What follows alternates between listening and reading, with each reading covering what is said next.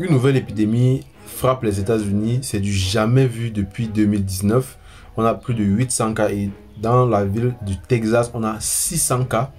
C'est absolument incroyable, mais plus grave encore, c'est que plusieurs personnes croient aux fausses informations. Par exemple, plusieurs personnes pensent que le vaccin contre la rougeole est encore plus dangereux que la rougeole.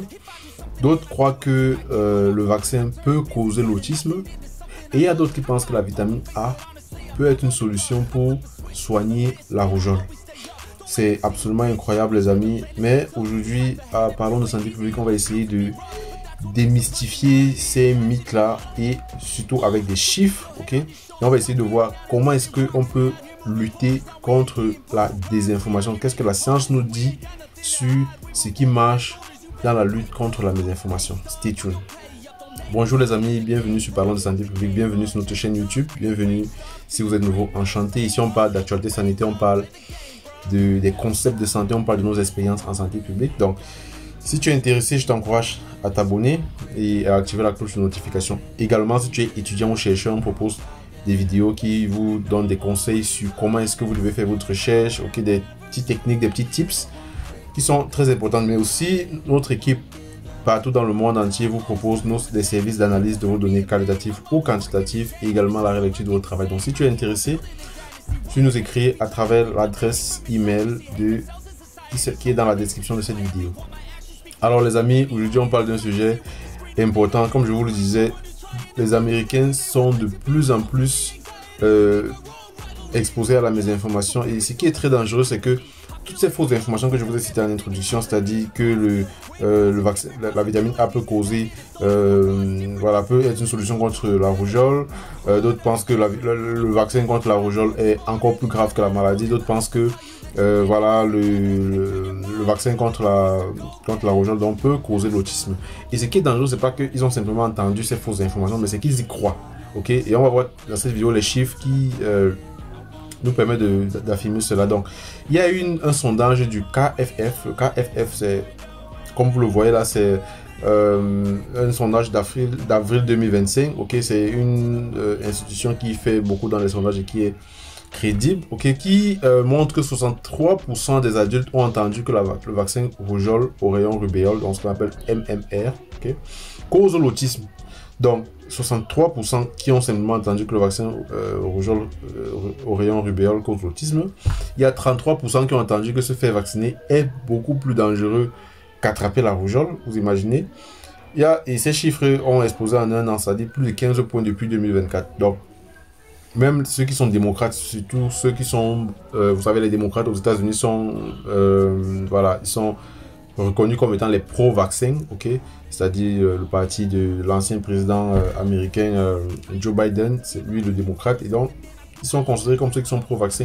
Mais ces chiffres-là également ont augmenté chez les démocrates, ok, ça a pratiquement doublé en exposition à ces fausses informations de 17% à 40% d'après le sondage KFF. Et c'est pas simplement une notion voilà, d'exposition aux informations, c'est de la croyance active. C'est-à-dire les gens croient activement à ces fausses informations-là. Donc, 25% par exemple croient que le vaccin cause l'autisme. 25%, vous imaginez, c'est très élevé. 19% croient qu'il est plus dangereux que la rougeole, que le vaccin est plus dangereux que la rougeole. 24% croient que la vitamine A peut prévenir l'infection de rougeole. Donc, et on révèle donc dans ce sondage que les parents sont davantage voilà, vulnérables à la fausse information. Par exemple, un parent sur 3 pense que le vaccin MMR donc, cause l'autisme. Donc, et vous savez, les parents, c'est eux qui prennent généralement les décisions pour les enfants. Donc ça, c'est absolument surprenant. Alors, est-ce que c'est une question de parti politique? Comme je vous l'ai dit, il y a les démocrates aux États-Unis, il y a également les républicains. Les républicains, c'est ceux qui proviennent de l'action du parti de Donald Trump. Et les républicains sont reconnus généralement comme être ceux qui sont, voilà, contre la vaccination et tout. Donc, on est clair, on sait, je vous en ai parlé lors de la précédente vidéo que la désinformation, c'est aussi une affaire politique, ok, en fonction de votre idéologie politique. Si vous faites partie d'un groupe politique qui se considère comme étant marginalisé, comme étant voilà, opprimé, ok, vous serez plus susceptibles de croire à la désinformation. Ça, c'est d'après les études qui ont été publiées. Donc, on a par exemple 76% des démocrates qui sont inquiets face à la rougeole contre 28% des républicains.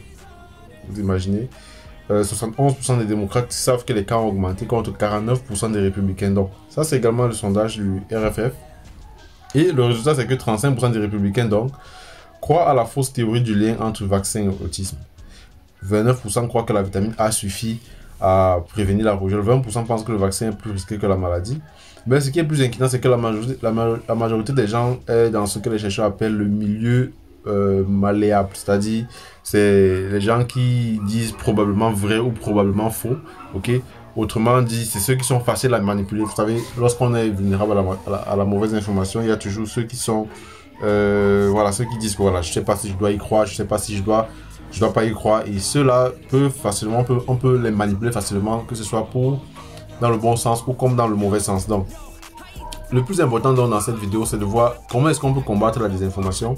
J'en ai déjà parlé lors de la précédente vidéo en observant de l'étude qui a été publiée, notamment à travers la revue systématique qui a été faite et qui montrait ce qui marche, les outils qui marchent.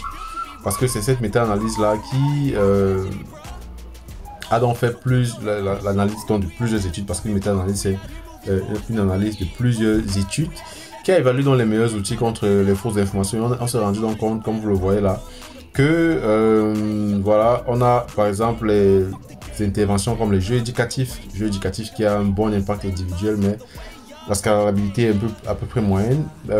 L'éducation structurée également qui a un bon impact individuel qui est variable selon le cas. Mais la scalabilité est très forte. Le pre-bunking, la prévention, l'impact individuel est fort et la scalabilité est moyen. Les messages bien cadrés, impact individuel moyen, scalabilité fort. Le debunking, l'impact individuel qui est faible, okay? La scalabilité moyen. Le nudge de vérité, nudge, c'est-à-dire on va inoculer sur le plan psychologique des informations à une personne, ok. L'impact individuel est très faible, okay. C'est très faible. La scalabilité est très facile. Donc, il y a par exemple des jeux comme Bad News, God Nova, qui sont des armes puissantes et qui rendent les gens beaucoup plus résilients face à la manipulation, à la désinformation, beaucoup plus critiques et beaucoup plus enclins à accepter voilà, les bonnes stratégies de santé publique. Donc, l'éducation, c'est essentiel, notamment chez les publics qui sont moins formés, qui ont une moins bonne littératie en santé. Le pre-bunking est également très intéressant, c'est-à-dire préparer les gens à repérer les manipulations avant qu'elles n'arrivent. C'est un peu comme le vaccin contre la vaccination. Donc, c'est des initiatives qui peuvent être utilisées. Ok, ce qui est intéressant de voir dans cette vidéo, c'est que la vaccination, c'est pas une blague. Ok, la désinformation véritablement tue, parce que plus vous êtes exposé aux fausses informations, moins vous allez prendre des mesures appropriées pour votre santé, pour votre famille.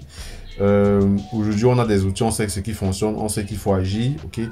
Si tu veux que ton enfant vive dans un monde protégé, dans un monde où les bonnes informations prospèrent, où tu peux avoir des informations crédibles pour prendre soin de ta santé, je t'encourage à t'abonner sur ce genre de chaîne, comme parlons de santé publique.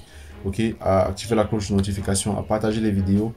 Donc les amis, vous voyez, c'est intéressant pour nous de voir ce qui se passe aux États-Unis, parce que comme je vous l'ai dit, et comme je vous l'ai dit chaque fois, ce qui se passe dans un coin du monde peut avoir des réflexions dans un autre coin du monde. Donc on tire des enseignements sur ce qui se passe dans d'autres pays, afin simplement de se préparer et d'agir de façon efficiente, de façon efficace. Si jamais on a ce genre de problème dans notre pays, Dieu seul sait qu'on en a énormément. Donc c'est ce que je voulais partager avec vous les amis. Dites-moi ce que vous en pensez. On a donc plusieurs Américains qui sont exposés aux fausses informations concernant la rougeole, et c'est pas près de ça ne va pas aider la lutte contre la rougeole aux États-Unis. Alors les amis, c'est ce que je voulais partager avec vous dans cette vidéo. Dites-moi dans les commentaires ce que vous en pensez. N'hésitez pas à commenter, à lâcher un pouce bleu et à partager nos vidéos dans vos groupes, dans vos forums. Ça aide beaucoup et ça encourage. Alors les amis, on se retrouve pour une prochaine vidéo. N'oubliez pas, sentez-vous bien.